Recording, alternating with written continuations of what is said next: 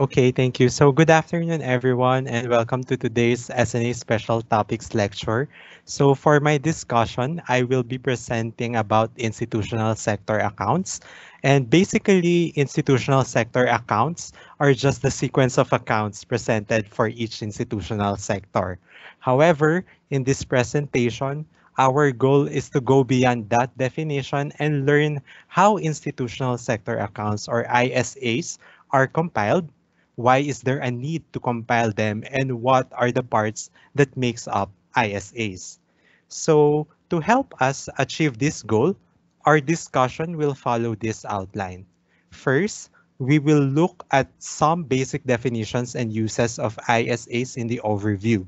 This will be followed by an elaboration of sectorization and institutional units where we look at how do we classify institutional sectors into various we classify institutional units into various institutional sectors. As a heads up, SNA 2008 identifies five mutually exclusive institutional sectors, namely households, non-financial corporations, financial corporations, general government, and non-profit institutions serving households or NPISH. Finally, in the last part of our lecture, we will provide some characterizations and guidelines on what makes up the institutional sector accounts. Throughout this presentation too, we will use the institutional sector accounts of Saudi Arabia for the year 2017 as an example. The ISA of Saudi is compiled by the General Authority for Statistics in Saudi. And are there any questions so far about our outline? None. So okay. So if there's none, let us now formally begin our lecture. So as mentioned earlier, the institutional sector accounts is the presentation of the sequence of accounts for each institutional sector. Unlike the SUT, in the institutional sector accounts, there is no need for detailed information about goods and services. But like in the SUT, ISAs start with accounts characterizing the production process. So the ISAs too is characterized by transactions between different groups of economic units or institutional units describing the process of distribution of income, redistribution of income, and the process of expenditure. The ISAs also include the capital account, the financial and other changes in asset accounts, and the balance sheet. So basically, institutional sector accounts present a coherent view of economic activity in terms of production, income generation, income distribution and redistribution, consumption and accumulation, and economic roles played by each institutional unit. Later on, you will see that for each sector, each economic process is represented by a separate account in the ISAs, and these processes are connected to each other through a balancing item. We will discuss the balancing item in detail later. All in all, with the help of ISAs, we will be able to describe for each economic process the role of each institutional sector, and for each sector, all economic transactions and their relation with other domestic sectors as well as with the rest of the world. Ideally, institutional sector accounts consist of the financial and non-financial accounts.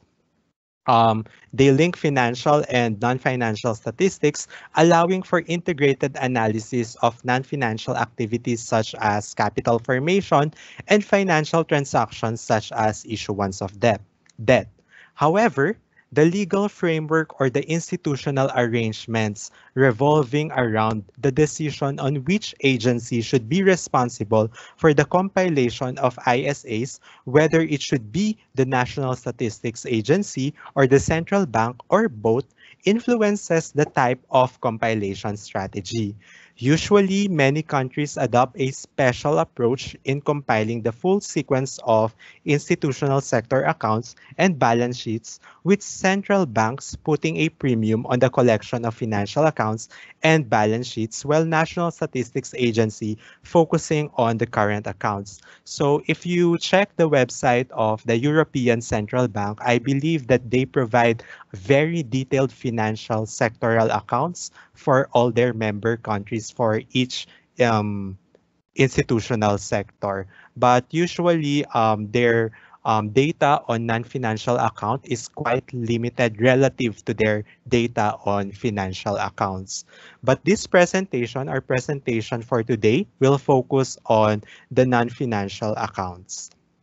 So let us now move on to the second part of our presentation, which is sectorization and institutional units. But before we go to the formalities and the definitions, we usually define institutional units and sectors since they are important in delineating the economy for the compilation of macroeconomic statistics and analysis. By identifying institutional units and sectors, we are avoiding problems arising from double counting, as well as we are sure that units in the economy are properly classified. So formally, SNA 2008 defines an institutional unit as an economic entity that is capable in its own right of owning assets, incurring liabilities, and engaging in economic activities and in transactions with other entities. So let us try to dissect this definition. So an institutional unit is entitled to own goods or assets in its own right, suggesting that uh, the unit is able to exchange ownership of goods or assets in transactions with other institutional units. Similarly, the fact that an institutional unit can incur liabilities on its own implies that it can enter to other obligations or future commitments or other contracts. Since the institutional unit too can engage in economic activities, implying that it is able to make economic decisions, institutional units are directly responsible and accountable at law. Finally, but this definition is not captured in the formal definition of SNA, each institutional unit should also have a complete set of accounts. SNA 2008 identifies two main types of units that qualify as institutional units. So the first one would be persons or group of persons in the form of households, and the other would be legal or social entities. And we discuss the two separately, starting with households. So a household basically is a group of persons who share the same living conditions, pool some or all of wealth or income, and three, consume certain types of goods and services like meals or dwelling collectively. In general, each member of a household should have a claim upon the collective resource of the households. Households can also be categorized into two. Households can be either individual households or institutional households, and we will define or provide examples later on. So in terms of size, there is no restriction in the number of members in a household. Basically, a household may be composed of just yourself, or it can be a multi-person household composed of your nuclear family. Note, however, that members of the same household do not necessarily have to belong to the same family so long as they are sharing resources and they are consuming. Moreover, households may take a variety of forms depending on tradition, religion, education, climate, and other socio-economic factors. But to make things clear, let us take examples. So roommates are part of a shared household because they share the same accommodation and consume housing and food together. Similarly, adult children who live at home with parents are also part of the same households. However, domestic workers are separate households from their employers because although they may be provided accommodation and meals as form of remunerations in kind, they do not have a claim on collective resources of the employer's household. Um, Another example would be institutional households, and usually persons in prisons with long-term sentences, members of religious orders living in monasteries, convents, or similar institutions, long-term patients in hospitals, and people permanently living in retirement homes are considered part of institutional households. Note that persons who enter hospitals for short periods, students attending boarding schools, or people serving short-term sentences in prisons should be treated as members of the individual households to which they normally belong. So in the identification for institutional households, time is a key concept. Yeah, time is a key concept. So the next type of institutional unit would be legal or social entities. So a legal or social entity is formally defined in the SNA as one that is recognized by law or society independent of the persons or other entities that may own or control it. So basically, these units are responsible and accountable for economic decisions or actions that they take. Though the autonomy of such entities may be constrained to some extent by other institutional units. So for example, a corporation is categorized as a legal or social entity, but the ownership of a corporation may be controlled by shareholders. SNA also identifies three types of legal or social entities, and these are the following entities. One is we have corporations, two is we have the government, and the third one would be non-profit institutions. We will not define government here first because one, it's quite obvious. The definition is quite obvious, and we will go back to the concept of government later on. But basically, a corporation is a legal entity created for producing goods and services for the market that may be a source of profit or other financial gains to its owner.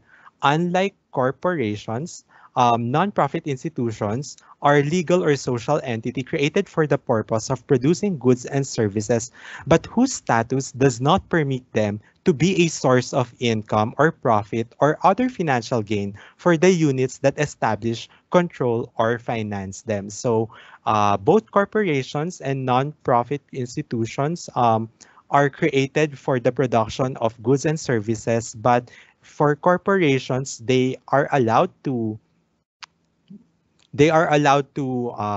have some kind of profit, but non-profit institutions are not allowed to have some kind of profit.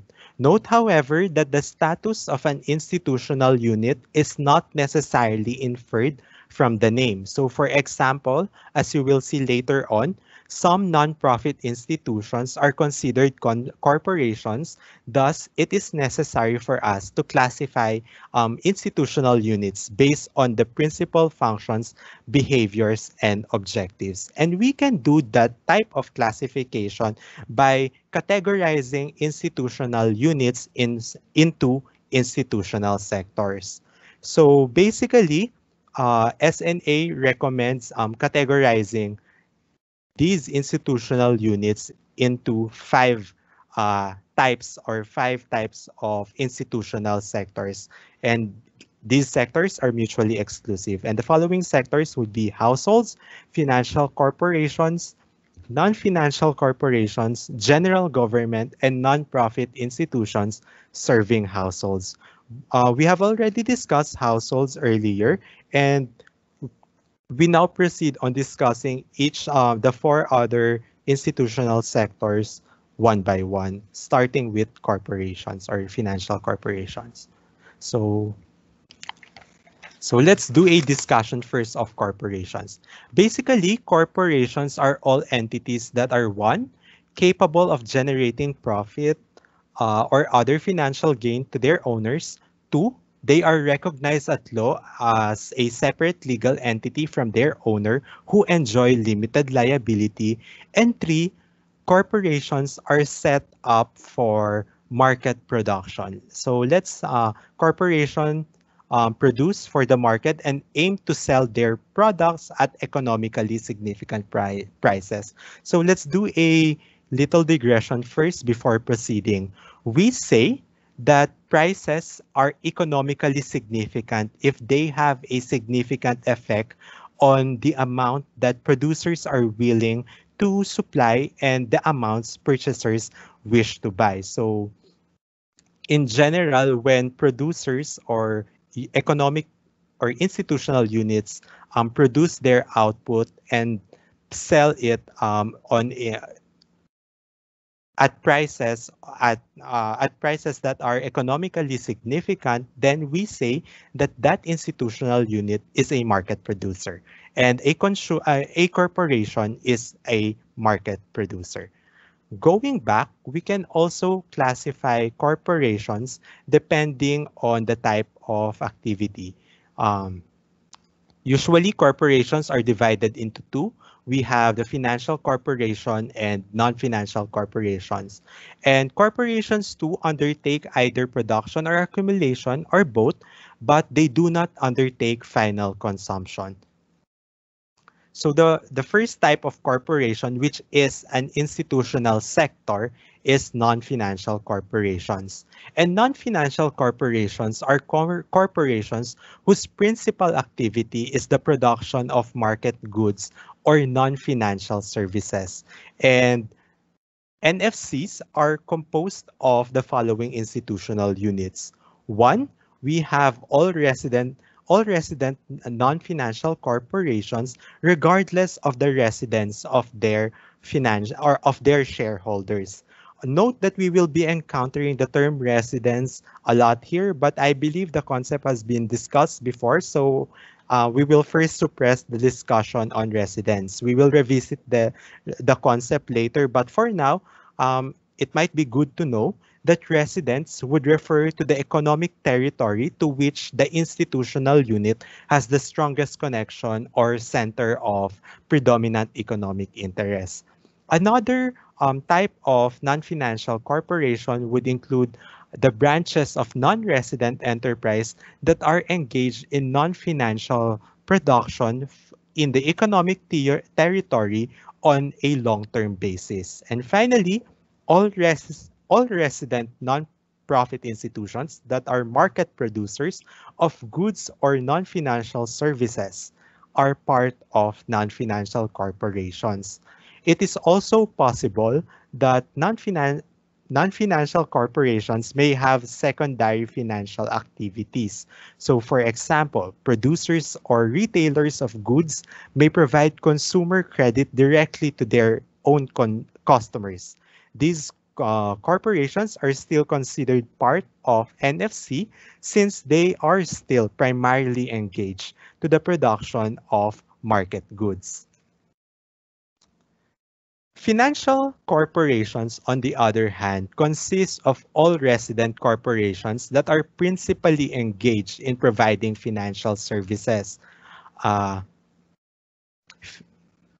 And these financial services might include insurance and pension funding services, credit services, banking and pension funding services to other institutional units. Note that the production of financial services is the result of financial intermediation, financial risk management, liquidity transformation, or auxiliary financial activities. Financial corporations usually are subject to strict regulation, and due to this, financial corporations do not produce other goods and services aside from financial services, and financial services are not provided as secondary production by other corporations. Financial corporations also can be subsectored depending on the nature of financial activity being undertaken and the local government levels, but in some, They only have a central government. Similarly, all NPIs controlled by government units are considered as part of the general government sector. The final institutional unit that we are going to discuss will be the nonprofit institutions serving household sector or the NPIS sector. So this sector may be significant in terms of the contribution it's making to actual final consumption. If the resident unit or if the resident institutional unit under consideration does not belong to the household sector and is not a market producer and it is not controlled by the government, then it is classified under nonprofit institutions serving households. So in general, there are three types or three units that fit into the NPIS sector. The first one would be uh, associations of persons that provide goods and services. And usually, these associations are created um, by a group of persons um, mainly for the benefit of the members themselves. Similarly, the goods or services are generally provided to the members, and usually these associations are funded through member subscriptions or dues. Examples include professional societies, national political parties, trade unions, consumer associations, sports club, and religious institutions. Please note, however, that if any of these units are controlled by the government, they are not normally included in the NPIS sector. The second unit that belongs to the NPIS sector would be charities, relief, or aid agencies for philanthropic purposes. Again, these type of units are created for charitable purposes and do not serve the interests of the members of the association controlling them. They also provide goods or services for free on a non-marketed basis to households in need. Usually, it includes households impacted by natural disasters or war, and they are financed mainly through donations in cash or in kind from households, corporations, or governments. Usually, they also receive funding from non-residents, including some nonprofit institutions households in other countries. An example of units falling under this category would be Doctors Without Borders and the Bill and Melinda Gates Foundation. So the third unit that is included or categorized as part of the nonprofit institutions serving households or NPIS would be institutions providing collective services that make their results freely available. So the examples would include the Max Planck Institute and the the Nature Conservancy. So in this slide and in the previous slides, we have designated the characteristics of institutional sectors. And I believe that from our previous discussion, we can build a decision tree that will help us in characterizing what type of sector does a unit belongs to. So the first question in our decision tree is that uh, uh, the first question is asking whether the unit is a household or an institutional household. And if our answer is yes, then that unit belongs to the household sector. And if the answer is no, we ask another question. And that question is whether the unit is a non-market producer. So there are two answers. It could be yes and it could be no. If the answer is yes, we ask whether if it is controlled by the government. And if the answer is no, we ask, does it produce financial services? Let's look into the case of a non-market producer first. So we answer this question, the question below. So the question is it controlled by the government? So if the answer is yes, we know that the institutional unit belongs to the general government sector. And if the answer is no, the institutional unit belongs to the NPIS sector. Now, If the unit is a market producer, we ask the question, does it produce financial services? And if it produces financial services, uh, it is part of the financial corporation sector. And if it's not, it's part of the non-financial corporation sector. So another concept that we have introduced earlier is the concept of residence. And it is also important to integrate the concept of residence in our discussion of institutional sector accounts. So basically, the residence of an institutional unit is the economic territory with which it has the strongest connection. In other words, its center of predominant economic interest. The concept of economic territory in the SNA coincides with that of the BMP6, BPM6. In the broadest sense, an economic territory can be any geographical area or jurisdiction for which statistics are required. The connection of entities to a particular economic territory, on the other hand, is determined from aspects such as physical presence and being subject to the jurisdiction of the government or the government of that territory. We also say that the institutional unit has a center of predominant economic interest in a particular economic territory when there exists within that economic territory some location, dwelling, a place of production, or other premises on which or from which the unit engages and intends to continue engaging either indefinitely or over a finite but long period of time in economic activities and in transactions on a significant scale. So I think that looking into examples would help us visualize the concept of residence better. And we start with a household. So for example, Miguel is a citizen of Mexico and he moves to the United States. So Miguel will become a resident of the United States if he intends to live and work in the United States for at least a year. So after 1 year, Miguel's center of predominant economic interest ceases to be Mexico and changes to the United States. Note that he maintains his Mexican citizenship. Similarly, if Beth, a US citizen, lives and works in Mexico for a period of 1 year or more, she establishes a new residence in Mexico. So another example, if you are a resident of the Philippines and travel to Japan to visit family and friends for a period of 10 months, you remain a resident of the Philippines.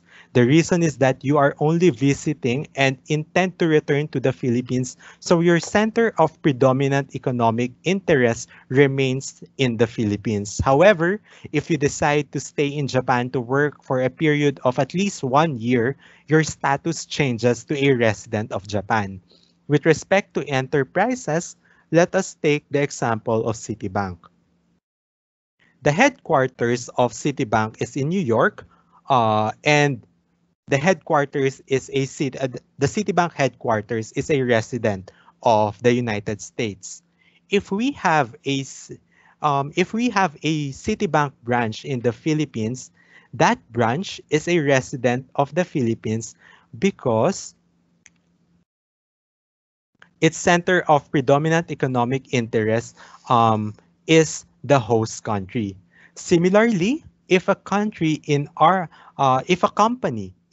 country opens a branch in another country, the branch is the resident of that country. So in the case of Miguel and Citibank, the guiding principle for determining the residence is the center of predominant economic interest. The center of predominant interest is the economic territory with which Miguel and Citibank has the strongest connection to.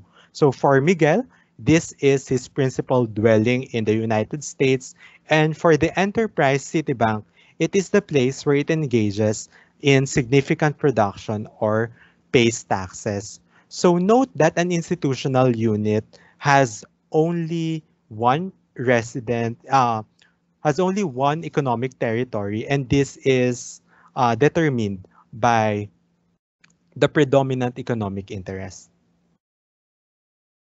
So augmenting our augmenting our decision tree with the concept of residence, we will now be asking the first question that we will be asking is whether the unit is a resident or not. So if it is a resident unit, uh, we proceed to the normal decision tree. And if it's not, we know that that institutional unit is part of the rest of the world.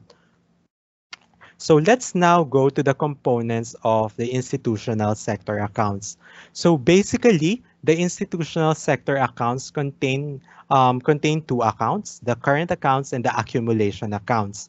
The production and income accounts constitute the current accounts, and the capital accounts, financial accounts, and other changes in asset accounts constitute the accumulation accounts. But before discussing each account, let us first examine the presentation or formatting of the ISA. So in the ISA, each account shows resources and uses which are brought to a balance by the introduction of a balancing item. And the balancing item is usually on the use side of the account but taken forward as the opening entry on the resource side of the next account. So the balancing item first will the balancing item in account 1 is in the use side, but the same balancing item will appear on the resource side of account 2. It's the opening entry for account 2. And balancing items are established in both gross and net terms, and they are gross if they are calculated before deduction of consumption of fixed capital, and net if they are calculated after this deduction. So the European System of Accounts 2010 recommends that it is more significant to express income balancing items in net terms, as consumption of capital is a call on disposable income which must be met if the capital stock of the economy is to be maintained. In practice too, national accountants compile institutional sector accounts for the rest of the world as so there's a separate account for the rest of the world as they are mirror image of the accounts for the national economy. They are presented from the point of view of the rest of the world and contain only a current account, a capital account, and a financial account. Basically, the current account for the rest of the world includes imports, exports, and income transactions. Note here that each column pair, represents a single institutional account for a particular institutional sector. So the first column here in the use side and the last column here in the resource side represents the institutional sector accounts for the non-financial sector. But in practice, we compile institutional sector accounts this way to also check for consistency. Well, let's now discuss production accounts. Basically, the production accounts or the production account shows the transactions relating to the production process. It is drawn up for the institutional sectors and for industries. That is, we can collect the production account by institutional sectors and by industries, wherein if we use or collect production accounts by industries, we usually use industrial classifications such as ISIC, NACE, among others. In the production account, in the resource side, you will see the output, while in the uses side, you will see intermediate consumption. The balancing item for the production account is the value added or the value generated by any unit engaged in a production activity. So as pointed out earlier, value added can be expressed in gross or in net terms depending on the presence of consumption of fixed capital. So Here is the production accounts for Saudi Arabia. So as you can see here, the components in the row side, uh, so the components in the resource side for the institutional sector accounts would only be gross output, but in the use side, the component would only be the components would only be the intermediate consumption as well as the balancing item, which is the gross value added. So note that since output is valued at basic prices and intermediate consumption is valued at purchasers' prices, value added does not include taxes less subsidies or TLS on products. So here in the TLS on products row, for the domestic institutional sectors, we don't have entries for that item, both in the use and in the resource side. However, at the level of the total economy, production account includes TLS on production. So by including TLS on production, it enables gross domestic product to be obtained as a balancing item. So basically, if you add GVA, the gross value added, and taxes less subsidies on products, you will get the gross domestic product at market prices.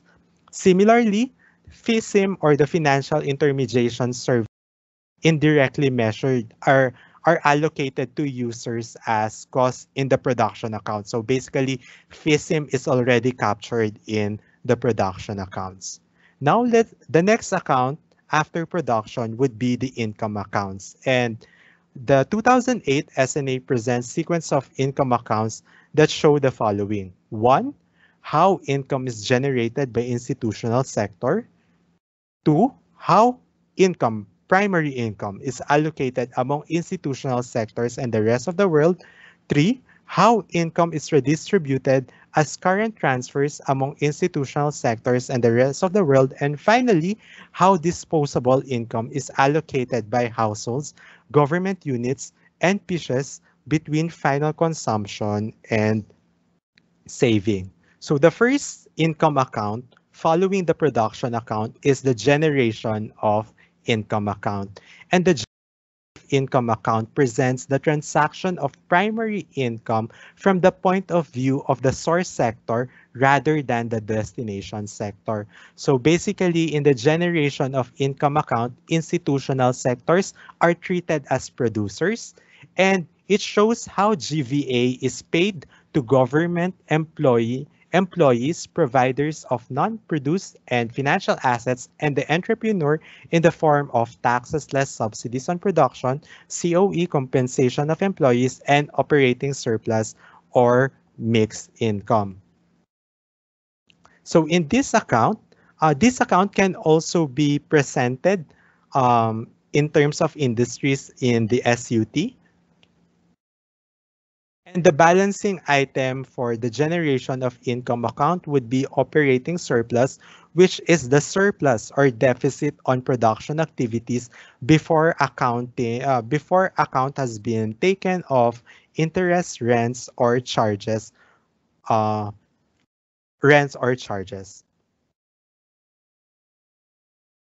the resource side of the generation of income account would be value added, and take note that the value added is the balancing item in the previous account. So, and the balancing item in that account appears, the balancing item here in the production account, value added, appears in the use side, and in the generation of income account, the value added will be the opening item in the resource side. And the uses would include compensation of employees, taxes less subsidies on production, and imports.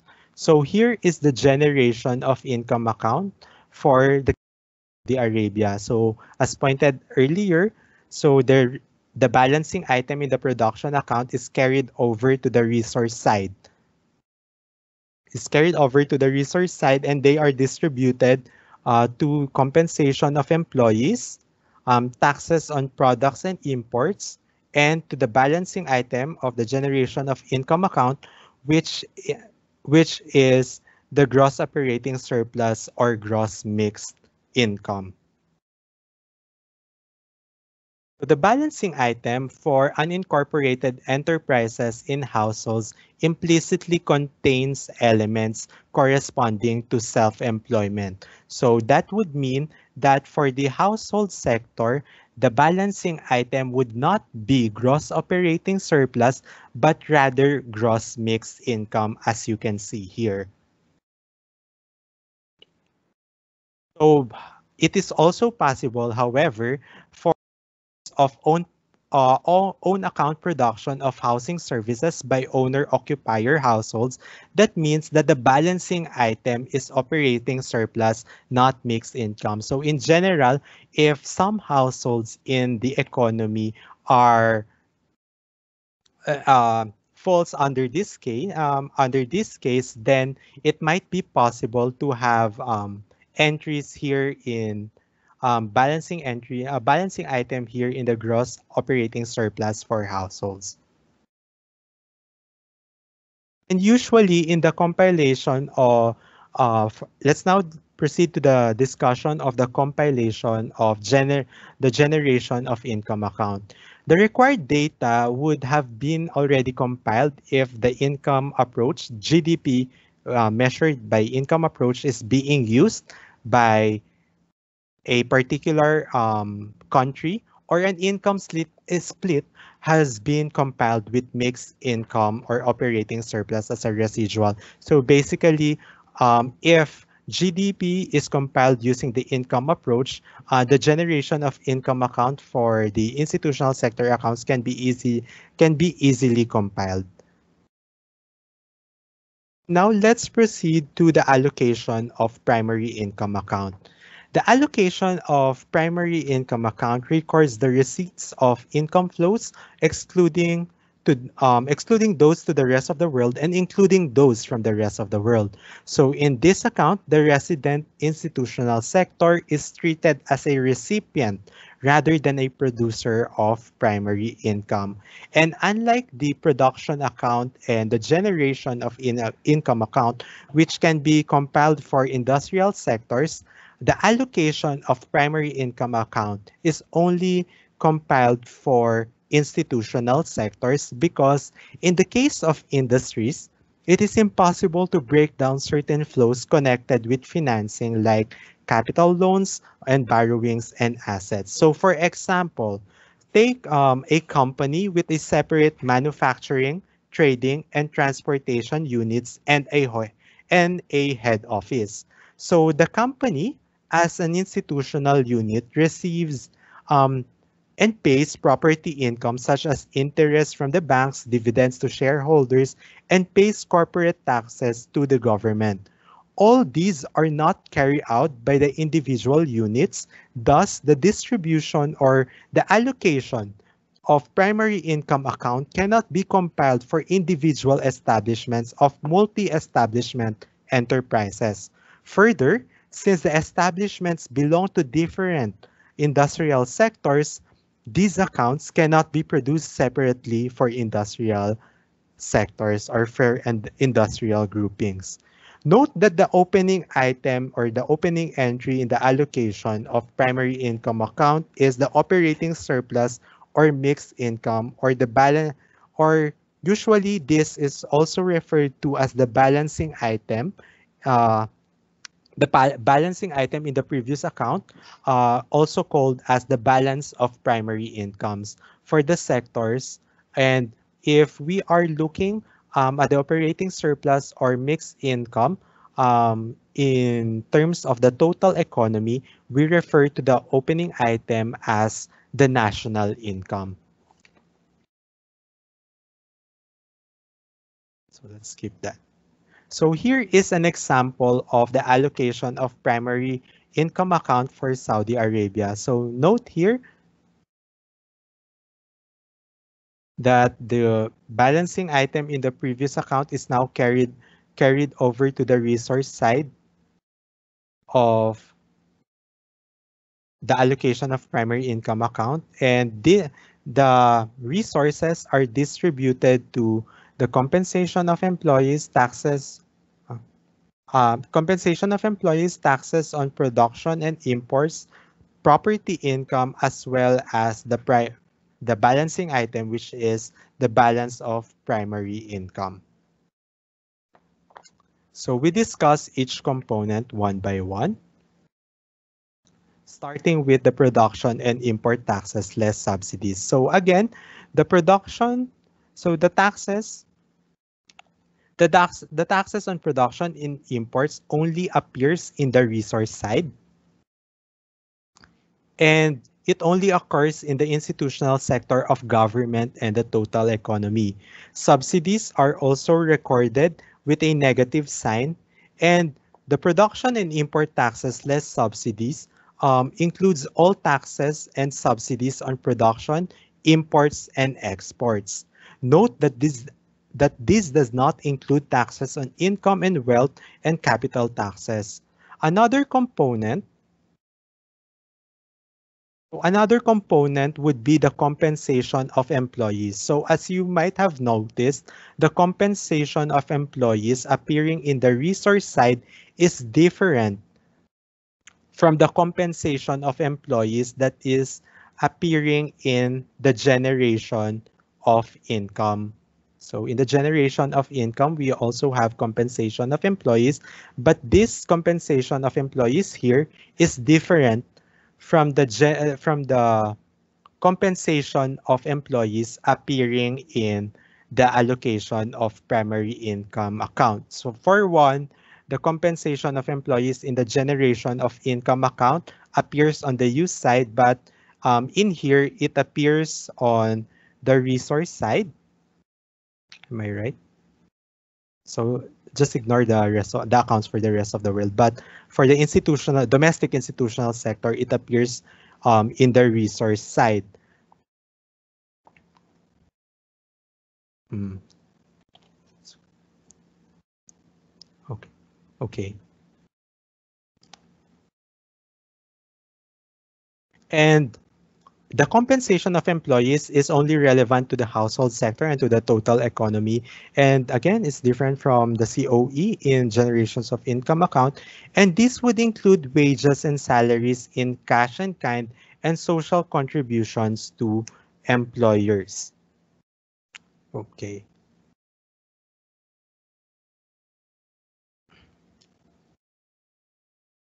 So basically, let's further look into the difference between the COE in the generation of income account and the COE in the allocation of primary income account. So in the allocation of primary income account, the entry for compensation from employees represents all the compensation from employment earned by the household sector working as an employee in businesses, governments, among others. However, in the generation of income account wherein the COE appears on the use side, that would represent how much is paid to staff employed in the household businesses. So another component of the allocation of primary income account would be the primary income. And primary income basically is the income receivable or payable for the use of financial assets or non-produced assets. And property income includes the following items. So it includes interest. Note here that the interest included is only the S&A interest, and FISIM is not included in the property income because as mentioned earlier, and if you recall, the FISIM is already allocated in the production accounts. Property income also include distributed income from corporations in the form of dividends, also withdrawals from income of quasi-corporations, reinvested earnings of FDI, rent on land, and property income attributed to insurance policy holders. The following no, the following are not part of property income. So one, payments to the owners of produced assets. Another would be the receipt for renting out produced assets. third would be leases and licenses, treated as assets, and finally, FISM. So note that in the 2008 SNA, the concept of natural resource lease is introduced. So basically, this is an agreement between the legal owner of a natural resource and the leasee in return for rent. These are regular payments and these these are regular payments and are often described as part of royalties, and these royalties are treated as rent in the SNA. So for example, if a company has to make regular payment for using a plot of land owned by another institutional unit, that payment is treated as rent.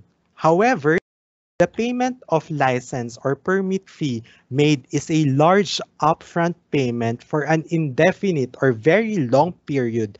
Then it is treated as an acquisition of asset and not payment of rent. So for example, when a company makes an agreement of mineral extraction from a mine for 25 years, it is treated as a purchase of an asset um, under contracts, leases, or licenses. So in general, only those contracts, leases, and licenses are treated as assets which provide price advantage to the holders, and the holders is legally permitted to realize the advantage. Note also that payments made to government that are not for use of an asset are treated as tax. So permission to use a produced asset owned by the government is treated as an operating or financial lease as appropriate.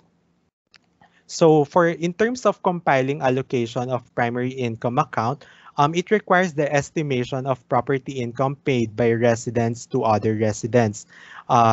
This usually involves the use of financial sector surveys, and if data is still incomplete with the use of financial sector services, compilers often look at business surveys or publish annual financial statements of listed companies in the stock markets. Usually, too, economic modeling is applied. In particular, they use lag model for estimating operating surplus, and usually dividend behavior is modeled as a function of the company law, tax law, business law, among others.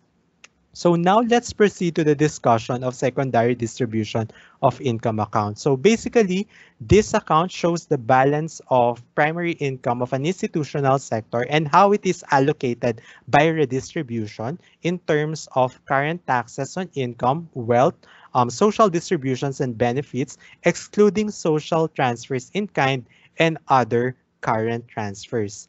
The balancing item for the secondary distribution of income account would be disposable income, which reflects the current transactions and is the amount available for final consumption or saving. Similarly, uh, all transactions in this account are current transfers. So what are transfers first? Transfers in cash are payments of currency or transferable deposits by one unit to another without counterpart. So transfers in kind, on the other hand, are transfers of ownership of a good or a provision of service. Note, however, that as capital all transfers not classified as capital transfers are considered current transfers, and capital transfers usually are transfers wherein an ownership of an asset is transferred or obliges one or both parties to acquire or dispose an asset. So as mentioned earlier, the secondary distribution of income account does not include social transfers in kind because it's part of another account. And usually, social transfers in kind are education and health services provided by general government and NPIS to households for free or at prices that are not economically significant. So here is the secondary distribution of income account for Saudi Arabia. The balancing item in the previous account is now carried over in the resource side and becomes the opening entry of our institutional sector accounts. This is then distributed to the current taxes on income, wealth, and others, um, social contributions and social benefits, and the miscellaneous current transfers. The balancing item here, again, as mentioned, is disposable income measured in in gross and net terms. So the first component of the secondary distribution of income account is the current transfers of income and wealth. So current transfers of wealth and income are compulsory unrequited payments made by institutional units to government. These include taxes on incomes of households, taxes on profits of corporations or corporate income taxes, taxes on capital, um, taxes of capital or assets that are not used in production. Usually, they are charged on income or periodically on property. So some history lesson here in the 1968 version of the SNA, these type of taxes were referred to as direct taxes. So there are several forms of transfers that belong to this category, but the basic feature here is that one, it is compulsory, therefore there is an obligation to pay. Second, it is unrequited, meaning there is no economic value rendered in return.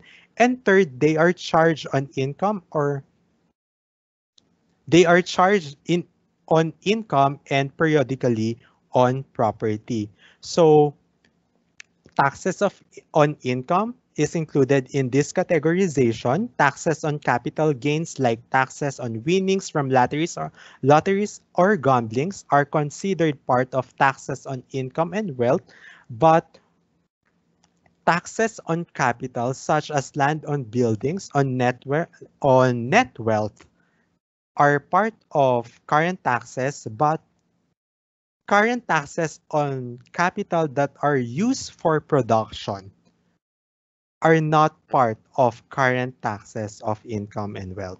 So basically, this would only cover income taxes for households and uh, taxes on wealth, taxes for capital that are not used for production. The other component of the secondary distribution of income account would be the social contributions and social benefits other than social benefits in kind.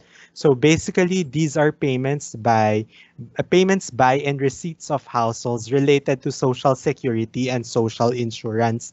And social contributions are usually recorded in the resource side of the institutional sector managing social insurance and use side for the household sector. Usually, the social contributions are managed by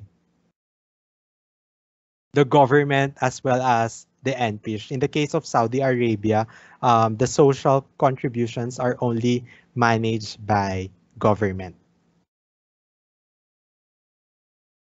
But the but only the household reports AU side entry for social contributions. Okay, so social contributions and benefits excludes payments by government for production activity of households. Okay. Payments by government for production activities of households because these types of payments are considered as subsidies in the production account. It also excludes uniforms or small tools such as scissors for hairdressing or bicycles for delivery mail provided to the employees by the employer for one carrying out their duties when it is carrying out their duties. So when that's the case, um, these uh, these benefits are treated as part of the intermediate consumption of the employers. This can also be uh, tools provided by the employers to the employees for own use. But if it's provided for own use of the employees, that would now be treated as a compensation of the employee, not a social contribution or a benefit. Similarly, transfers in cash or kind made in response to natural disasters are not part of social contributions and benefits, but rather counted as a separate entity in the secondary distribution of income account, and that would be other current transfers. So other current transfers may be classified into four broad categories: non-life insurance premiums and claims, current transfers within the government, current international cooperation, and miscellaneous current transfers. So let's discuss current transfers within government would usually refer to transfers between the subsectors of government, excluding taxes, investment grants, and other capital transfers. So in terms of current international corporation, this would include transfers in cash or in kind between general governments and governments or international organizations in the rest of the world So our technical assistance to national statistics agencies would be counted as a current international corporation. However, a road built by ADB, say in Cambodia, is not part of current international cooperation, but rather counted as a capital transfer. So miscellaneous current transfer, on the other hand, is the transfers that takes place between the resident institutional units uh, or takes place between a resident institutional units and non-resident institutional units. So the next account following the secondary distribution of income account would be the redistribution of income in kind account. So in here, we are now including the social benefits in kind given by NPSES and general government. In general, this account includes the flows corresponding to the use of goods and services which households receive free of charge from government and NPSES, such as social transfers in kind. So social transfers in kind would appear in the resource side for households and the uses side for general government and NPSES. And in this account, the balancing item is the adjusted disposable income account. So note here, as mentioned earlier, in the resource side, we have entries for resource side for household, and then entries in the uses side for social transfers in kind for government and NPSES. Take note that the same logic applies. That is, the balancing item of the previous account is still carried over in the as the opening entry in the resource side, and now the balancing item is the adjusted disposable income. Take note that there will be no change in total economy's disposable income. So if you will see here, the disposable income is 2478, and I think that is and the disposable income here is still the same, 2478708, because the social transfers in kind is just balanced out from the resource side appearing in the households account, and the uses side appearing from the government and the NPSES accounts. So there's no change in the total economy's disposable income. So given this, the redistribution of income in kind account, the next account would be the use of disposable income account. And in general, we have two versions of the use of disposable income account. And the versions would really depend on whether the national accountant compiles the redistribution of income in kind account. Usually, if the national accountant does compile um, the redistribution of income in kind account, implying that the social transfers in kind is already accounted um, in the previous account, then we will have um, we will have the adjusted disposable income and the actual final consumption, expenditure, and saving as our items for the use of disposable income account. Otherwise, if it's not yet included, the the use of disposable income account would show you how disposable income is divided between final consumption, expenditure, and saving. So in general, the uses side shows the final consumption, expenditure, and the balancing item would be saving. So let's first differentiate final consumption expenditure from actual final consumption expenditure. Note that the final consumption expenditure represents the amount of expenditure made by the institutional units on consumption of goods and services, while actual final consumption expenditure refers to the amount of goods and services acquired by institutional units. So for the actual final consumption expenditure, the value of goods and services action are this would ref oh sorry. So let me just plug in my laptop.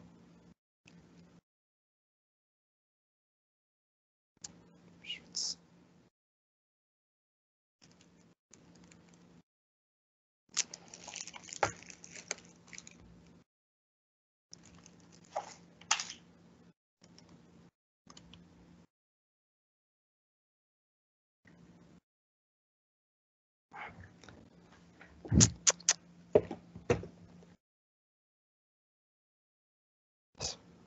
Sorry.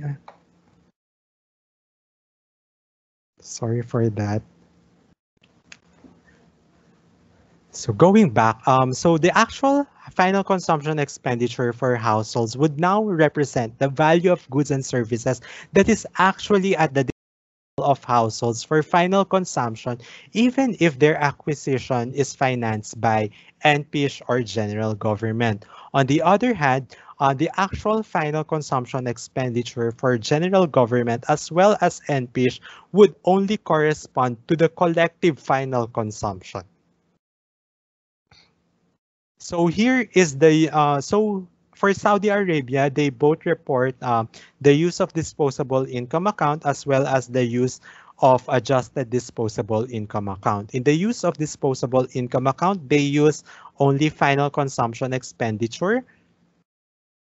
So in here, the disposable income, the balancing item carried over in the resource side or the opening entry of the use of this disposable income account comes from the secondary distribution of income account. In the use of adjusted disposable income account, the opening item in the resource side is the balancing item from the redistribution of income in kind account. So for the use of disposable income account, the disposable income is distributed to final consumption expenditure as well as savings. For the use of adjusted disposable income account, the adjusted disposable income is again distributed to actual final consumption and savings. Note here that so let's look at the government in the use side of the government accounts. So in the use side of the government accounts, we have an entry for the individual consumption expenditure and an entry for the collective consumption expenditure. But this will now be translated into this adjusted actual collective consumption expenditure. So the actual final consumption expenditure of the government accounts or the government sector appearing in this account is only equal to the collective consumption expenditure. So after taking into account the social transfers in kind, the individual consumption expenditure diminishes in the use of adjusted disposable income account. So Basically, after the compilation of the use of disposable income account as well as the use of adjusted disposable income account, the next entry would be the capital account. And the balancing item, which is saving, it will become the opening item in the capital account. And the capital account would show you how saving plus capital transfers are able to finance consumption of fixed capital as well as gross capital formation with net lending or net borrowing as the balancing item. So usually, as mentioned in with my early conversation with Cheska, uh, uh, countries with less developed statistical capacity would compile their institutional sector accounts until the capital accounts. So it is also the case that statistical agencies do not compile at all institutional sector accounts, but in practice, they only compile up until the capital accounts.